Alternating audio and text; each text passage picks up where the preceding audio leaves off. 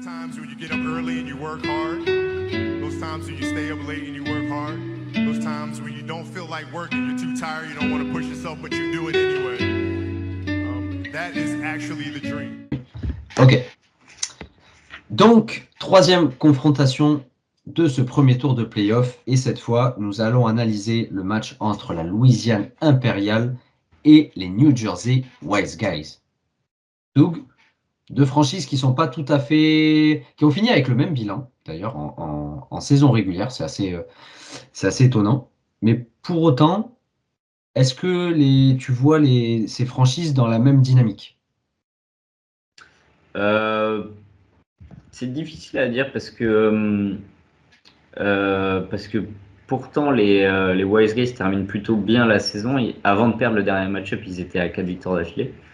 Mais je les voyais pas forcément surdominants que ça. Et d'un autre côté, la Louisiane a perdu quelques matchs, mais je sens qu'ils en ont peut-être un peu sous la pédale. Voilà, donc c'est assez mitigé. Je pense que des deux côtés, il y a pas mal de force en présence. Je trouve que ça va être aussi un match-up très serré. Donc, ouais, c'est assez indécis sur celui-là. Ils ont fini finalement deuxième au sud et deuxième au nord. Donc on pourrait dire c'est presque un niveau d'égalité. Si on regarde un petit peu les chiffres, c'est là où on va s'apercevoir de statistiques étonnantes, dira-t-on, puisque finalement, si on regarde le classement des attaques, cette année, la Louisiane Impériale, c'est la deuxième meilleure attaque de l'ensemble des 12 franchises. Donc, grosse puissance de feu, ils sont là. Les New Jersey Wise Guys, c'est la 9e meilleure attaque sur 12. C'est quand même pas terrible. Et si on regarde au niveau des défenses, les New Jersey Wise Guys, c'est la 2e meilleure défense de la saison. Et la Louisiane Impériale, c'est la 3e meilleure défense. Alors, qu'est-ce qu'on peut dire de ces statistiques, Doug? Est-ce que pour toi, ça veut dire quelque chose ou non, ça veut rien dire? Ça veut peut-être dire que les Wise Guys ont eu un bon calendrier cette saison régulière, peut-être. On appelle ça de la grosse chatte, mais ouais, effectivement, peut-être. Ouais, je pense que certains GM ou certaines franchises l'ont peut-être mauvaise à ce niveau-là.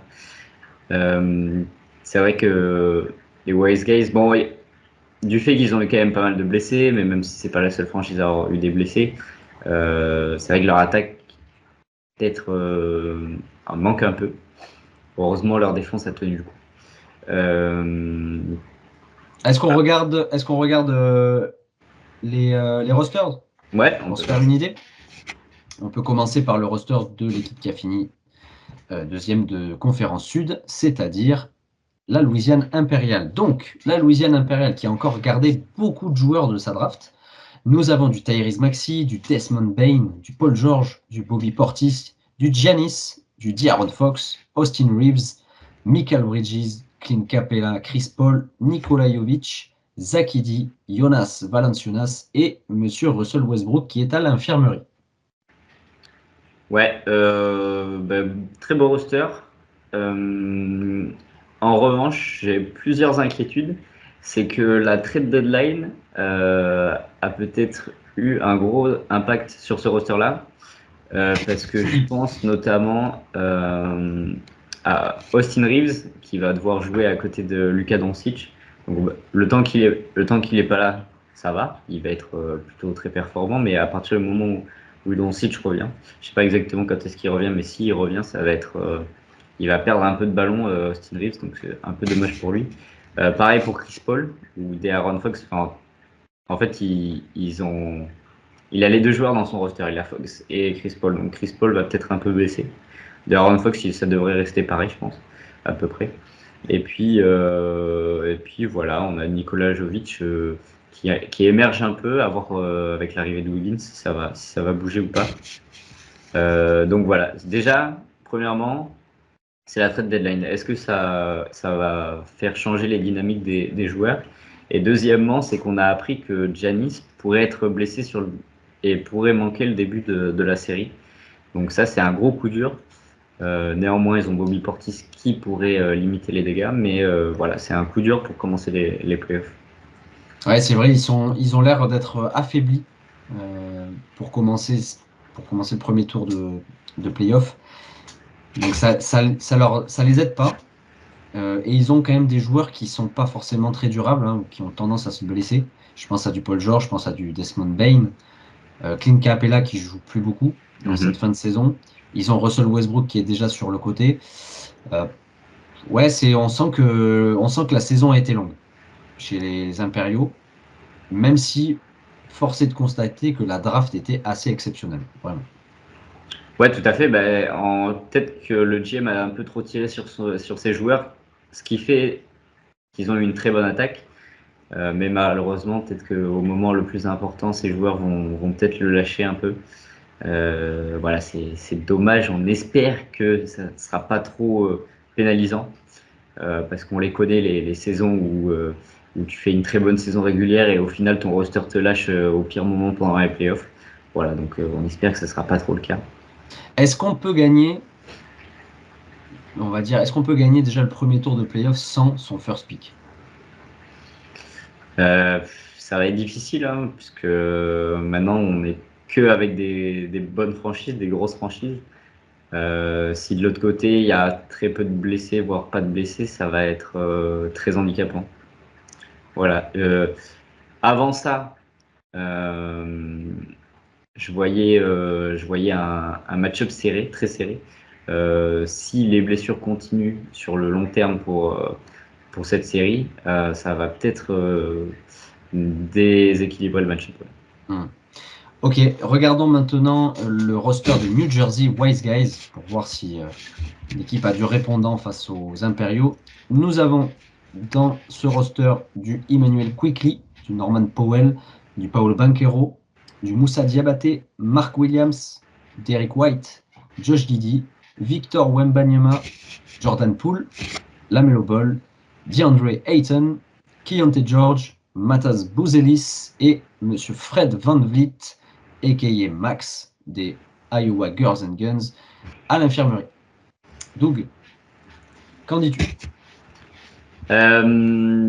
J'en dis que de ce côté aussi, il y aura peut-être un peu de blessure. On a appris que Fred VanVleet sera à l'infirmerie jusqu'au All-Star break. Donc il va rater à peu près un tiers de la série.